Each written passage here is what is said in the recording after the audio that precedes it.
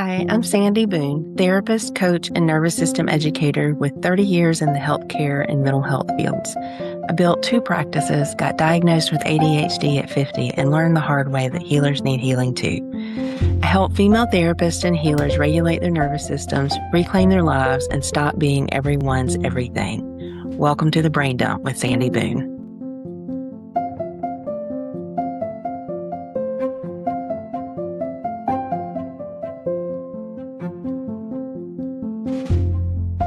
Something happened recently that stopped me in my tracks. My son is getting married. His soon-to-be stepdaughter, this little girl who is still getting to know us, still figuring out where she fits in this new family picture, wanted to spend the night for the first time. Her mom had mentioned that it might help to kind of nudge her into it, encourage her a little bit more firmly, make it happen. I said no, over and over. Not because I didn't want her there. I absolutely did, but because I wanted her to desire it on her own. I wanted her to feel safe enough and comfortable enough and drawn enough to us that she chose it. Not because an adult pushed her towards it, but because something in her said yes. And finally, she chose it on her own, in her own time. And the feeling that came with that moment, that small, quiet, completely unscheduled moment of genuine connection, that's what I call vitamin J, vitamin joy. Today, I want to talk about what burnout actually steals from you, because I don't think we name it accurately enough. We talk about exhaustion and depletion and overwhelm, and we talk about what burnout takes from your productivity and your capacity and your clinical presence. But we don't talk nearly enough about what it takes from your joy. I'd like to start with the numbers because they're staggering, and I think we've gotten numb to them. Research from a landmark JAMA systematic review of 182 studies found that roughly 67% of physicians meet burnout criteria at any given time. Nurses show a similar picture. 1/3 experience high emotional exhaustion. 1/4 report pronounced depersonalization. A 2024 synthesis of surveys in the public health workforce found a pool prevalence of 39%. These are not small numbers. This is a field on fire. When researchers look at what burnout looks like in the brain and body, here's what they find. It's emotional exhaustion that doesn't resolve with rest. It's cognitive drag, lapses in concentration, memory slips, slower decision-making. It's affective changes, irritability, pessimism, a kind of defensive emotional distancing from the people you're trying to help. And then there are the physical manifestations, headaches, gastrointestinal issues, and sleep disturbance. The body's keeping the score as it always does. Here's what I don't see named often enough in burnout literature. It's the loss of joy, not just the absence of positive feelings, the actual neurological inability to access them. Burnout doesn't just deplete your energy, it shifts your entire nervous system into a chronic threat state. In a chronic threat state, something specific happens in the brain that changes everything. Joy is not a personality trait. It's not something some people have and others don't. It's a biological process. When you experience genuine joy, your brain's reward circuitry activates. Dopamine, serotonin, endorphins, those aren't just feel-good chemicals. They improve mood, sharpen cognition, strengthen immune response, and support your body's ability to recover from stress. Research links frequent positive emotions to faster stress recovery, stronger social bonds, and measurably better long-term health outcomes. Joy is physiological. It is not optional. It is truly vitamin J, a biological requirement your system needs to function. Here's what happens to that system under chronic burnout. When you are operating in a sustained threat state, which is elevated cortisol, suppressed parasympathetic tone, your amygdala running constant threat surveillance, you cannot access your serotonergic contentment circuitry. The threat system neurologically suppresses the reward system. Your brain is not being dramatic, it's making a survival calculation. Threat detection always takes priority. Joy gets deprioritized. And if that state persists long enough, the pathway to joy doesn't just go quiet. It becomes harder to access even when the threat is gone. That is why burned out people say things like, I used to love this work and now I feel nothing. I can't remember what made me happy. Or, I know I should feel grateful, but I just feel flat. Friends, that's not ingratitude. It's not a weakness. It's a nervous system that's been in survival mode for so long that it has suppressed the very circuitry that allows you to experience the good things that are still right in front of you. The coffee with your friend is still there. The dogs are still there. The moment of true connection is still happening. Your system just can't receive it. This is a vitamin J deficiency. I want to tell you about my two best boys. Rudy is our black lab. Our vet describes him as reactive. He's a lot. He has opinions and energy and a particular approach to the world that keeps us on our toes. Leo is our yellow lab. Leo hardly has pulse most days. Snuggles from both of them, the reactive one and the one who barely notices the world is happening, are medicinal for my nervous system. That is not a metaphor. That is physiology. Physical contact with animals activates the parasympathetic nervous system, reduces cortisol, increases oxytocin. The research is solid.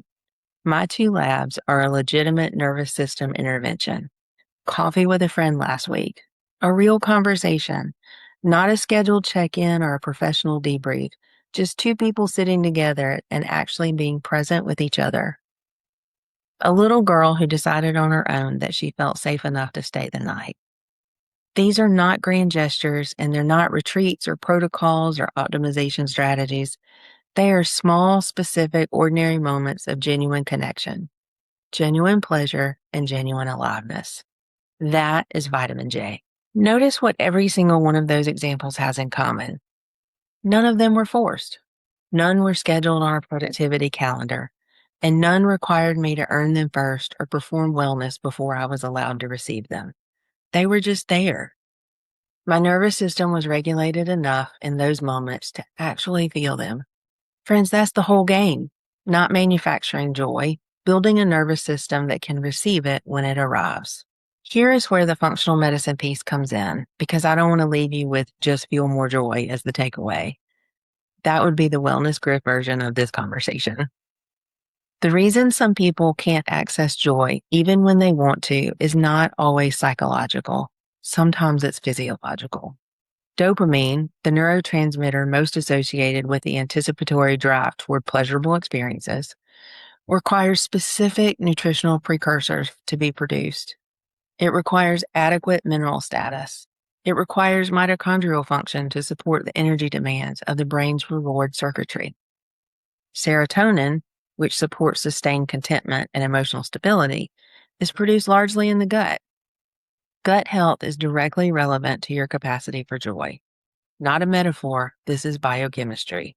When I looked at a burned out healer through a functional medicine lens, what I often see is a system that's physiologically depleted in the very nutrients and minerals that support the production of the neurochemicals joy requires. You cannot supplement your way to joy with positive thinking, and you cannot meditate your way to it if your gut isn't producing the serotonin. You cannot willpower your way to dopamine if your body doesn't have the raw materials. This is why the functional medicine questions matter. What are you eating? What does your mineral status look like? What's your gut health doing? What's your toxic burden? What does your body actually have to work with? The path back to vitamin J is not always through the mind. Sometimes it goes straight through the body. Speaking directly to therapists and healers listening, because this is relevant to you. You chose a field built on helping other people feel better. You are good at identifying what other people need, and you are extremely skilled at creating the conditions for other people's healing. When was the last time you asked yourself what you need to feel joy?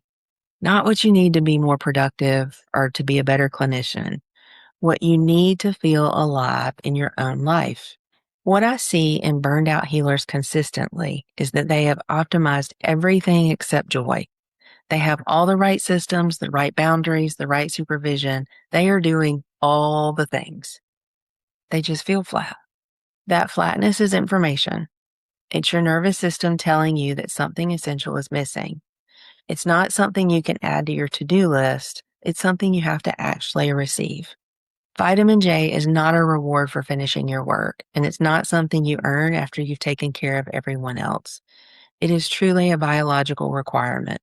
Running without it long enough is what turns a calling into a grind. So what does vitamin J actually look like? It starts with noticing what still moves you. Not what used to move you before burnout and not what you think should move you. What lands right now, even just a little? A conversation that felt real, a moment with an animal, a piece of music, a meal that tasted like something, a client who said something that reminded you why you do this work. Slow down. Start there. Not with a protocol, start with just noticing. Then ask the physiological questions. What is your body running on? When did you last look at your mineral status? What is your gut health doing? What is your nervous system's baseline state these days? If your body doesn't have the raw materials to produce dopamine and serotonin, noticing what moves you is only the first step. You also have to give your system what it needs to generate the neurochemical response. Joy isn't a mindset shift. It's a biological state your system has to be resourced enough to access. For a lot of healers, the resource piece hasn't been looked at, ever. A little girl chose to stay the night because she felt safe. Not because anyone made her or because we engineered the perfect conditions. Something in her nervous system said yes. That moment landed in me the way genuine joy does. Quietly, completely, and without fanfare. That was my vitamin J. Burnout doesn't steal your capacity for joy permanently. It suppresses it. It buries it under cortisol and threat surveillance and the accumulated weight of giving everything you have for far too long without asking for what you need. The path back, it's not dramatic. It's small and specific and real. It's 2 Labrador retrievers on the couch. It's coffee with a friend, and it's a little girl choosing you. Your nervous system knows how to receive joy. It just needs the conditions and the resources to do it. Let's make sure you have both. Thanks for being here. If something today resonated and you're ready to look at what your body is running on, check out the show notes. You'll find information about booking a functional medicine deep dive with me at sandyboone.com. 90 minutes. Your intake and up to 2 lab panels. A root cause roadmap built specifically for you. Because restoring vitamin J sometimes starts with a hair sample and an honest conversation about what your cells actually need. And that's where we start. Again, thanks for being here.